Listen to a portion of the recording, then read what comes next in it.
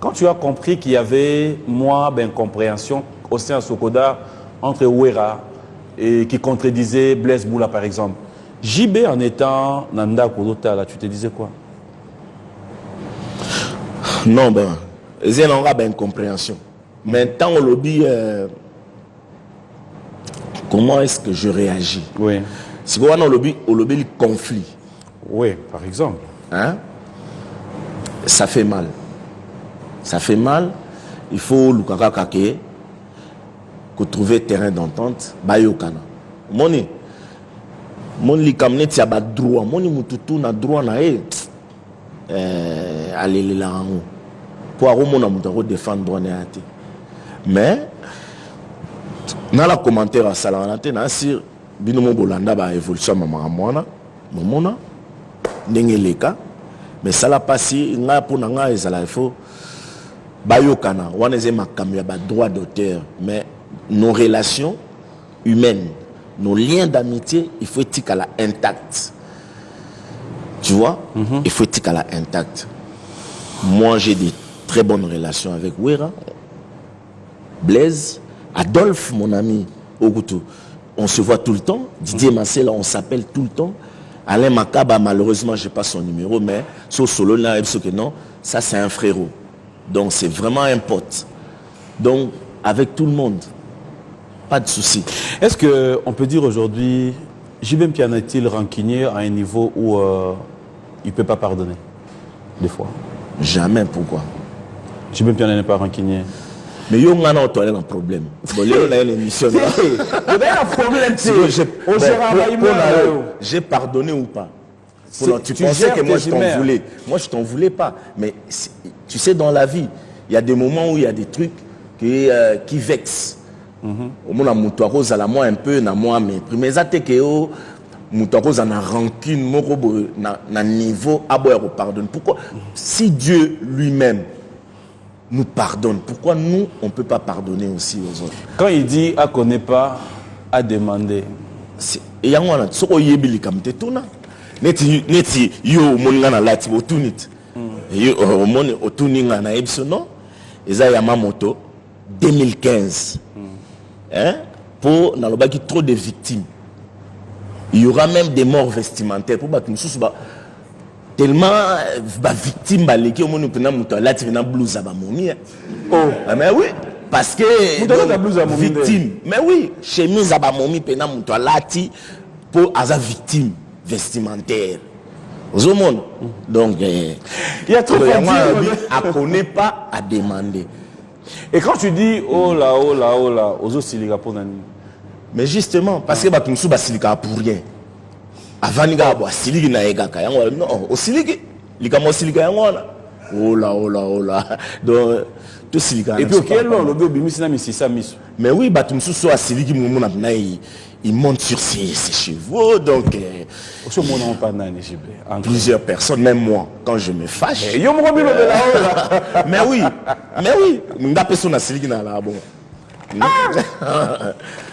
c'est ça. Ouais, sûr, sincère. Sincère, mututu. T'as même dans ma film, mais là, on a mutumazo aussi, comme on a on est vraiment pris par le temps, on aurait dû avoir tous les temps prévus. On est pris par le temps, mais peut-être pour parler aussi à la réalité Moussoussou. Que représente les charrois pour JB, l'accoutrement? On dit des JB, Mbongo Mingi, charrois automobile, n'en parlons pas, l'accoutrement. Tout ça, ça fait partie du look où quelque part tu t'es dit c'est pour baffer les autres. Non. Charrois est un moyen de transport. Mais forme, ils allaient na benango, ils ont outil de travail pour moi.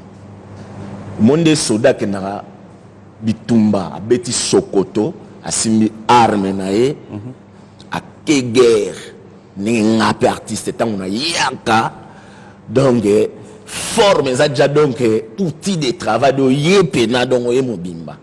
Donc ça te dit quoi qu'un jour au groupe na yo moko sel bena calculer la collection sur tcha Hôtel Fortune, au Tchakuna, ça te dérange pas moralement? Non, ce au thème quand na mutu au salarié. Et puis ma camboyo, il faut pas tout calculer quand ça se calcule pas, il faut pas calculer. Ils ont ma cambo, ils ont toujours vivre ma cambo qui est bon. à un moment peu mon appel au boîte sinon ça arrive 2 ans en outil de travail là pas bien bon moi. Tu veux bien, on va vraiment clôturer, on va quand même chercher à comprendre. Aujourd'hui, on dit de JB quelqu'un de trop réservé. Il prend son temps à passer son temps dans Ndaku. Apparemment, il vaccine un peu moins de musiciens. Je m'explique. Les musiciens sont un peu trop rares aussi à la télé. À l'écart, peut-être je citerai. Dans le bango clair, hein, pour ceux qui ont bombi pétoké, on peut se dire tout bomba. Quand on voit Wenge BCBG, si on plantait Roger Ngandou, c'est directement l'image de JB, présent à la télé. Moussaka présent, quelque part je vois Séguin aussi. Mais les musiciens de BCBG sont un peu rares à la télé. C'est parce qu'ils se disent, Babé, tu n'auras déjà pas JB Piana, ça va. Ou quelque part. Oui, on a CPL, on repère ça en conseil. Yo des patrons na bango. Mais na lobatro, na lobatro. Mais yo des patrons na bango. Na lobatro nengoz au monde mahamozo lobana. Donc au retour na bateau tangi wana Roger, Séguin, ba oye bisayo na lobatro. Wana ce que zanga te na bokende na banda kuna bango na mimima ya nkambale yo téléma au nom de Jésus que na TV, je peux pas faire ça. Puisque tant ba oye bisabango, bolega la TV c'est pour vous. D'abord, c'est pour vous-même. Quand tu passes à la télé, on te voit, tu fais actualité nayo et puis les retombées aussi les autres tombées dans l'orchestre. Na yebisaka bango yango. De zalika mongo toki ko la tsango parce que nako yate na banda na bana bakanga bango na makasi na kina maya nkamba na zikuna na bana tia bango pour ba téléma non. Mais c'est faut ata la payer. So bazo sala ngote, bazala ba mona entre guillemets, c'est des petits souverains, c'est des petits JB Piana. Voilà, je suis arrivé. Et ça, c'est dans leur tête. Mais c'est pas JB. C'est dans leur tête. Moi, non. Si moi, je me dis, je ne suis pas encore arrivé, de temps en temps, je fais des tours, na tour na boîte, de temps en temps, je nazo tambola. Et à plus forte raison, bango, bazananzela, il faut pas ça là. Est-ce que moi, je dois... Tu veux bien, on est pris par le temps, on va clôturer cette émission. Le catalogue, il y a un catalogue. On va voir ça tout à l'heure pour présenter, voilà. Il faut... C'est autant que tu as le catalogue, aucune page. Yango. Ah, ça... Il faut que sa caméra monte bien. Ah, d'accord. Dans la vie, trop de victimes vestimentaires. Il y a un il y aura des morts. Kindoki. Mais mais c'est pas normal. Il y a moi justement dans le bas, voilà. C'est pas normal. Il y a outils de travail. Il y a outils de travail. Ils se disent quoi? Papa, mon pas qu'on l'a bisoté. Et bah tu me souviens banga condamné au babi mais JB comment robé à moi na mutu anniversaire à moi na au livroyer 4 pattes. Témémoni si c'était Beyoncé ou Rihanna ou Asalaka en tombé ta maboko. Mais si c'est un artiste congolais et comme problème. Non, il faut que tu vas encourager la Rwandais. Ah bon? Mais oui, ça par nos petits moyens, on se bat, on doit faire plaisir aux gosses, surtout que c'est la biso. On peut se faire un résultat bien d'habitude. Si là où nous on a échoué, on doit le dire clairement. On va continuer à l'université. Il faut encourager. Jour pour jour, rapidement, pour te clôturer. Histoire où les cas, ça fait moins de 10 ans. Mais peut-être aux en volontaire, c'est la vérité. Concert au Bobeta à Phare, à Naouira, à Fikin. Histoire d'ango, tu dois moi retomber dans mon pénate. Et dans ce que là, personnellement, quand tu étais dans le podium, c'est-à-dire aux bêtes à côté au Ouera, c'est vrai que tu dois tomber au podium nyonso. Moi, essoufflé, on doit retourner avec nous, moi, na maya roti kate. Et puis on doit retourner avec moi, na maya roti kate. Mais les solons, moi, ils sont au bêtes et on doit attendre. Mieux vaut que toujours nous soyons en tout bêtes parce que c'est moulaï. C'est moulaï. Oui, tu vas nous bêtes là. Tu vas bêtes à côté de bêtes. Le concert le plus long. Banda monde entier banda. Si vous avez senti une dernière, il y a un impact à l'histoire. Donc, on a la rabine football le journaliste. Voilà pourquoi on en parle. Tout ce qui est salamate. Mais il faut te vendre là, on te solo là. Tu vends les pena, tu solo li, tu bêtis le solo correct. mais il y a un impact au Saranate.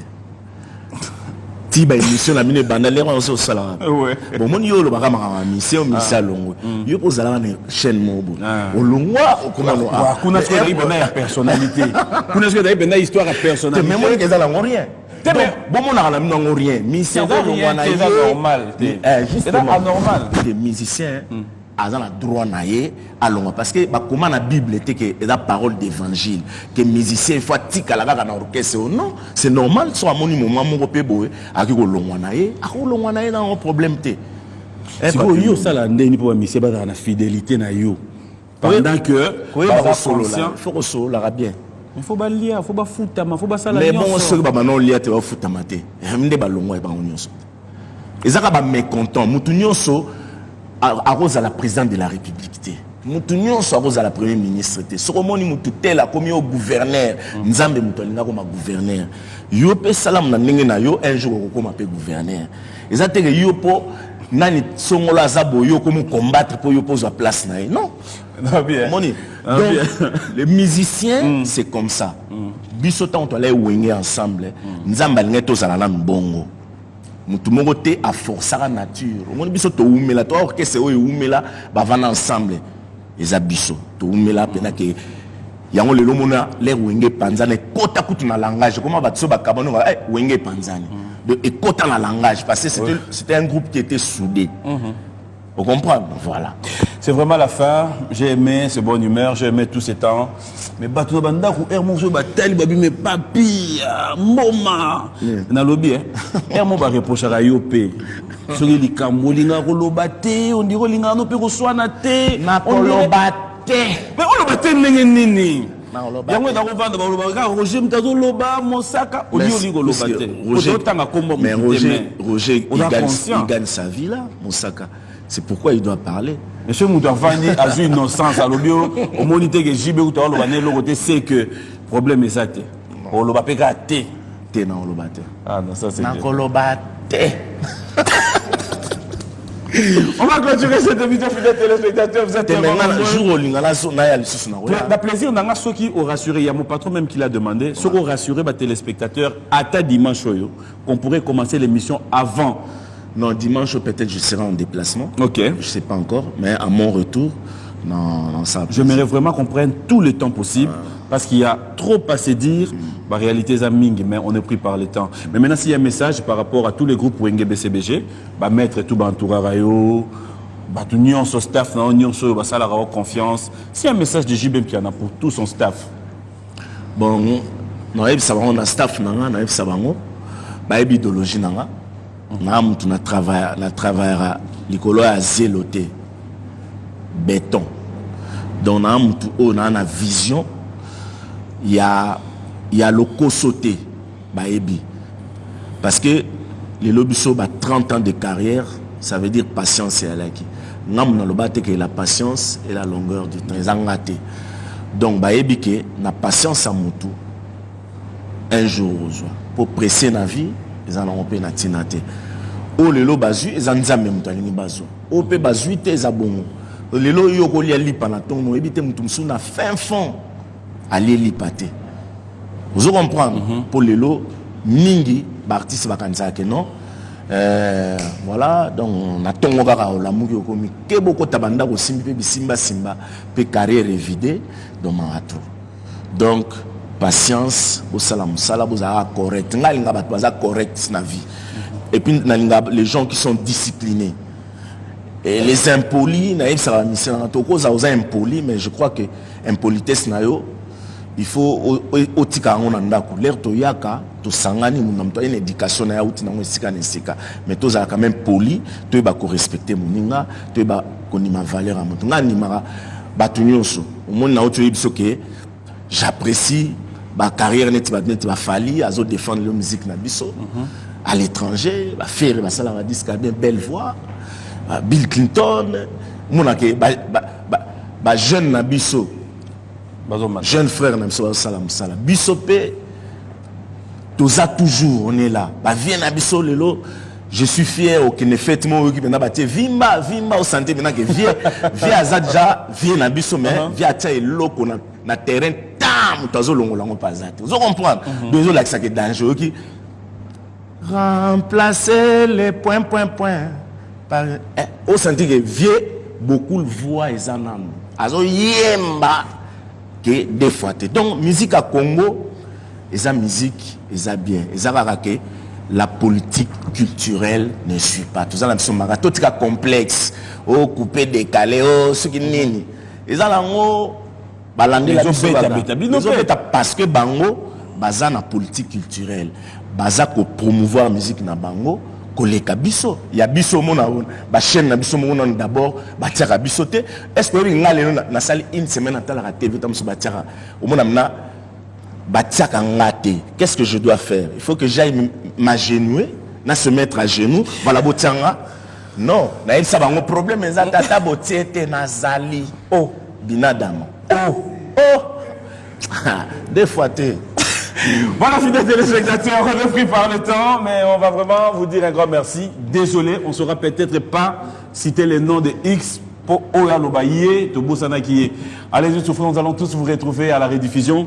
Merci beaucoup, J.B. Piana, de nous avoir honorés. Merci, Papi. On espère à ta parole pour dire que nous allons... Non, on va te belé, la natina poto, Matiembumba, petite sœur, la star de rock, Tozolanda, bon, va comprendre que émission na royal sous bateau baza satisfait d'accord baye bakeya ko deko kokombu ya zana kin la taille qui trouble les femmes hein donc ça va Martin Boussima Marbis les irato kitoko.